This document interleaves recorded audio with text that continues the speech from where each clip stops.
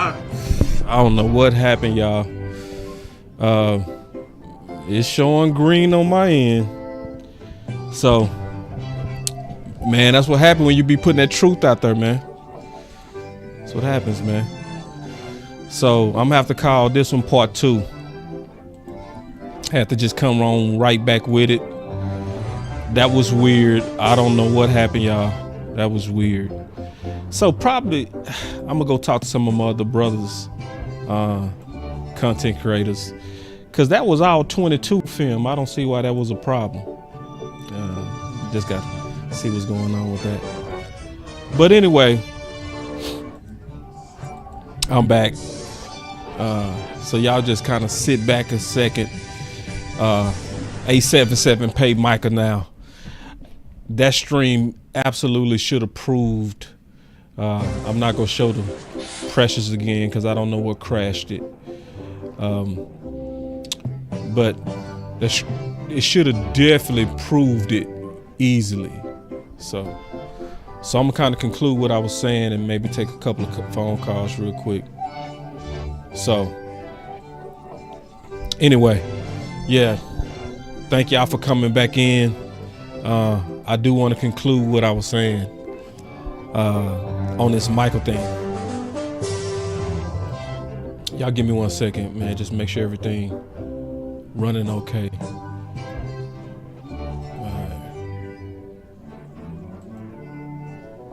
Y'all give me 1 second.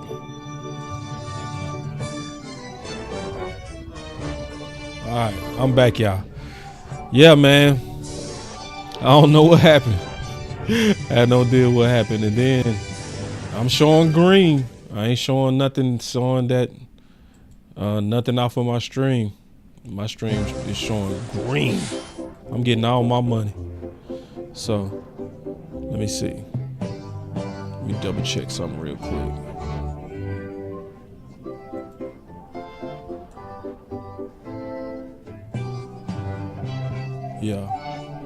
Yeah. My whole stream is showing green. Yep. I can even show you. It's right here. I get paid on everything. Everything is green. I don't play them games. I don't play them games. All right. Anyway. So, because I make sure I follow the fair use principles. But going back to what I was saying, man. First of all, 877 pay Micah now. That's real easy. 877 pay Micah now.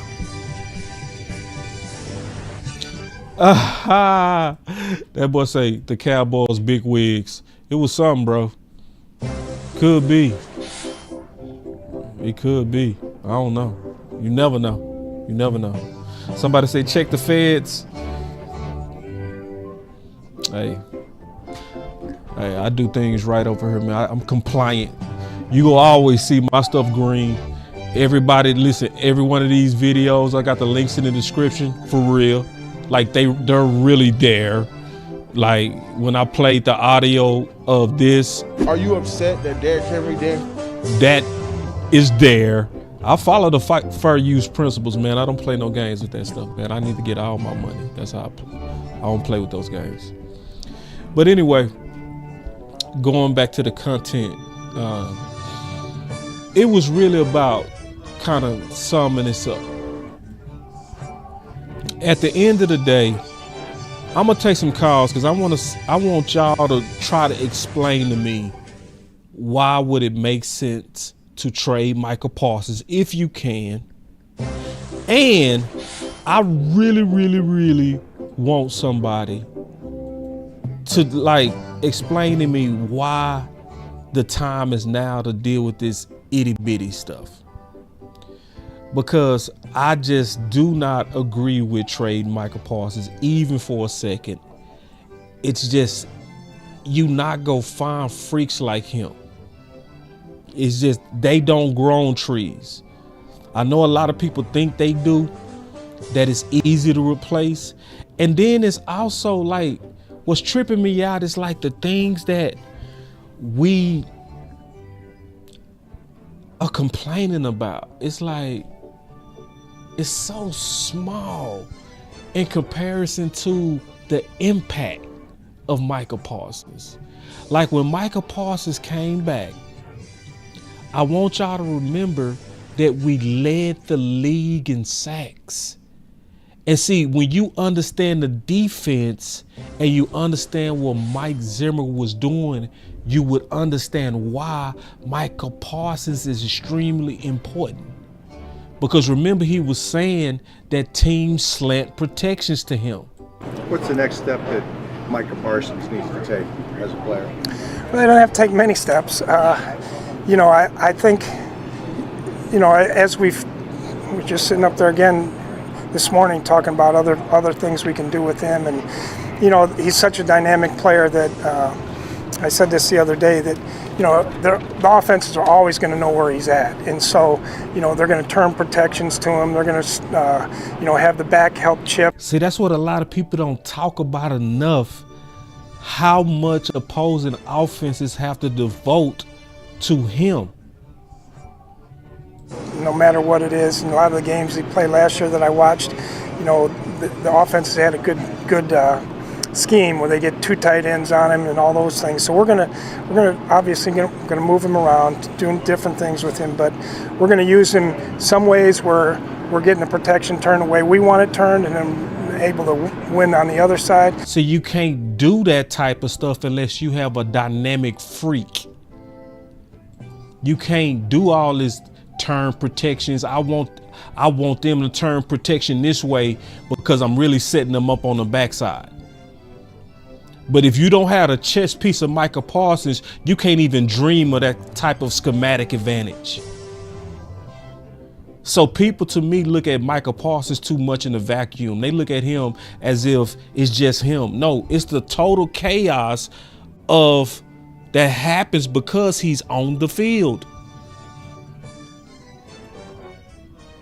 That's why I'm not interested in the little itty bitty stuff that we like knocking him about. It's like, this is not the time. Not in the contract year. Frankly, I don't want to help Jerry and them not pay him. I don't want to be on the side of Jerry and them trying to get Garrett and then make us feel better. Oh, we got some picks. It's like, no, man, I'm not certain that picks gonna be able to return the value. I'm not certain. See, I was debating today, and it was people like, I would have took that Khalil Mack. I would have took that Khalil Mack in a heartbeat. I would have took that deal. Did y'all ever look at what they got back from all them picks? Did you go look at the players that they got back? Huh? For the picks? Do y'all want to see what they got back? Huh? Oh, Jesus. This is what they got back.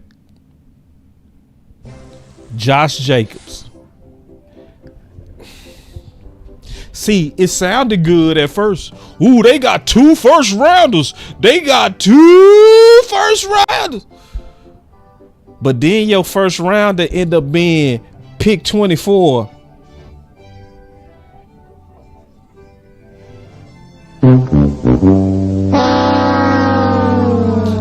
No. Josh Jacobs was a good player. He was a good player. But he not Micah Parsons' impact. Or even Khalil Mack impact, in my opinion. Especially when Khalil Mack was young. I'm showing you that edge is right here. But they got Josh Jacobs.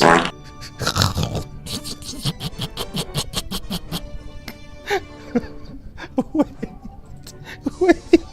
Edge, you must know me. She laughing. Edge know me. She said, show us, boss. Show us. Look, Edge. She's laughing. Yeah, Josh Jacobs was nice. He was.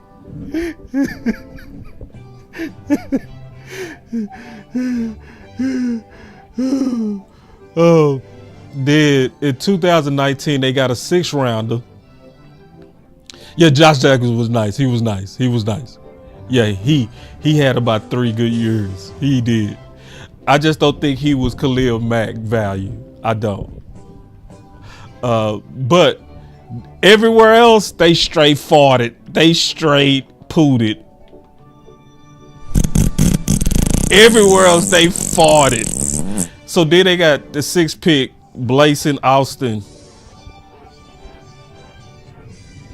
Then in 2020, first round, cornerback Damon Arnett.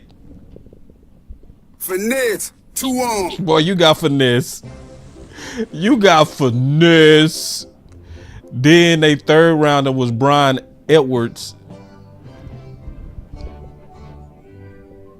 Oh, hell no.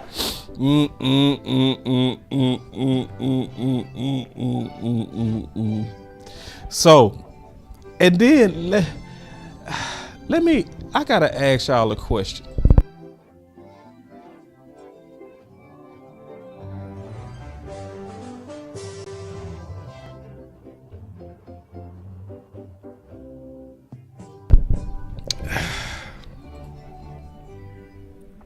I gotta really ask y'all this question. Real question. Y'all really want Dallas to trade?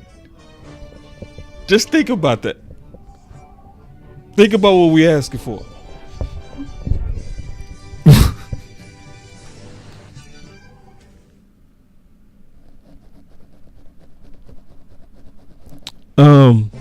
Y'all want Dallas to trade?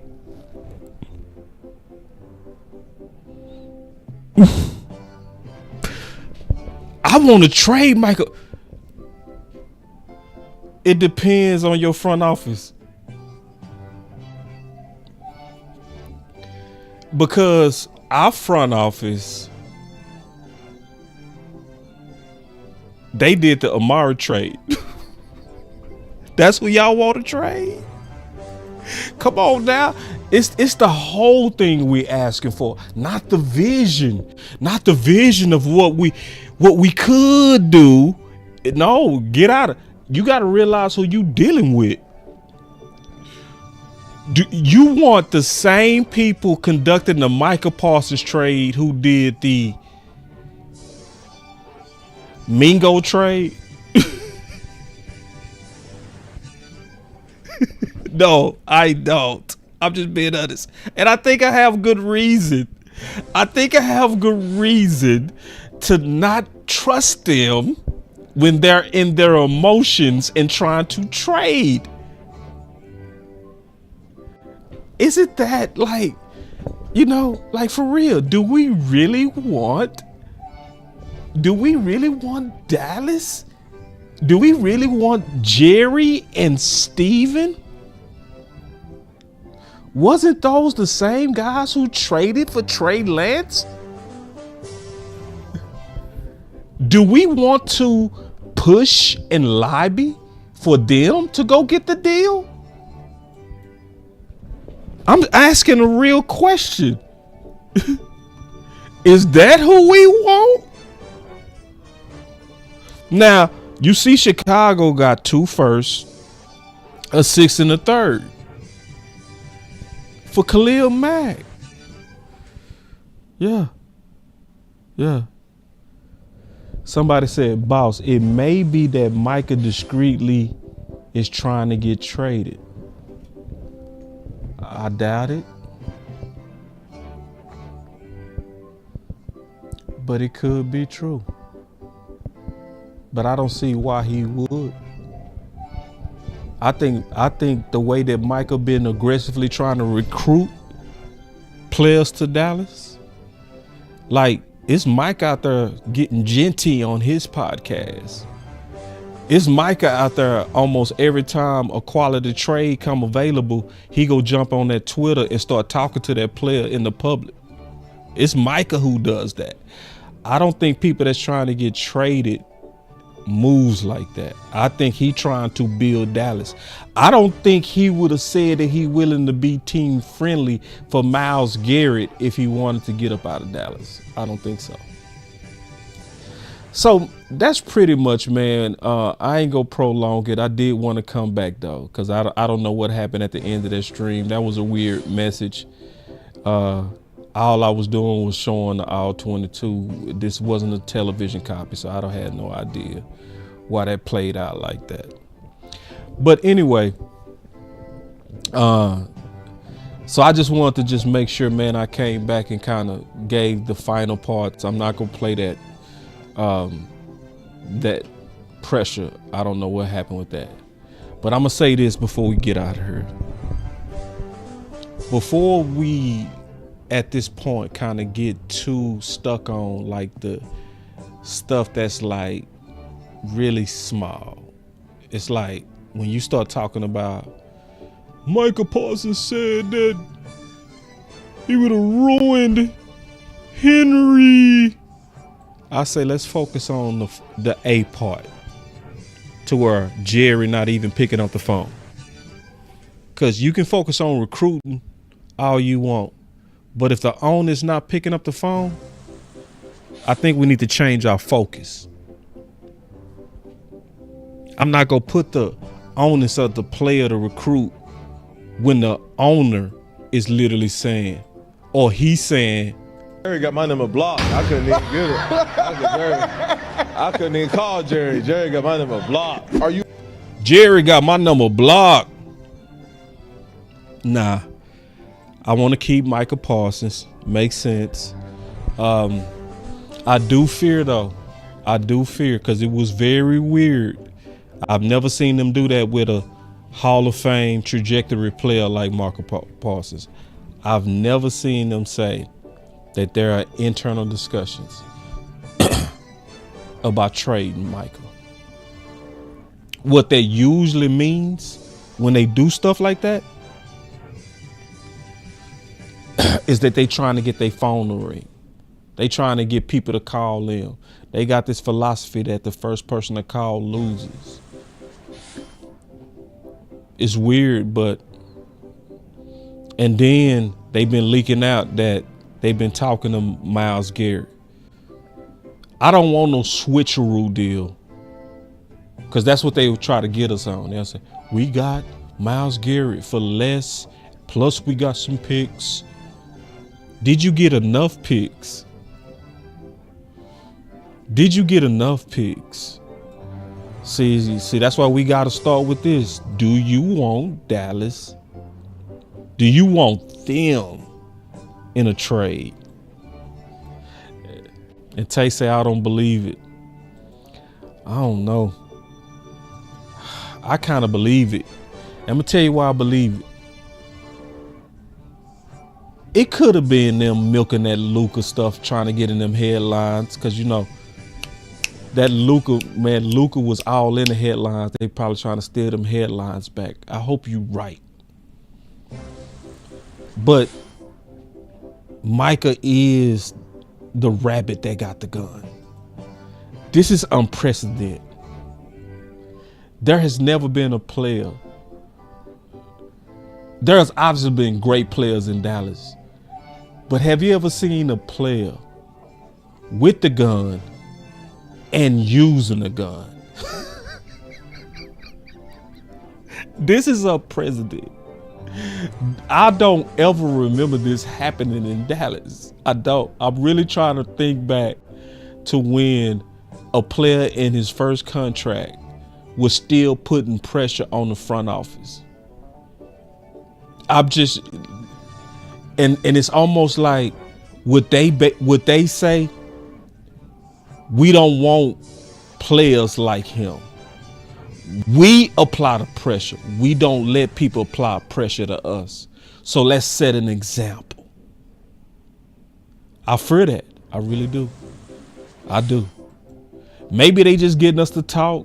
Maybe they keeping us in the headlines. But I've never seen this do this with any other great player. Especially one that was on a clear Hall of Fame trajectory. Did they do this with Frederick? Did they do this with Zach Martin? Did they do this with T. Smith? Did they do this even with young Zeke? Did they do this with Dak? Did they do it with Amari? Did they say there's internal discussion about trading Tank? This is something that they've never done. But shout out to you though, still, Micah. Because even with that warning shot that they sent, you still. You gotta snap some collars and let you know you there to take them out anytime you feel like it. You gotta get the ground beneath your feet, partner. Get the wind behind your back and go out in the blaze if you got to. If you gotta go out, that's how you go out. He took his destiny in his own hand. Boss Cowboy Sports, where your voice matters.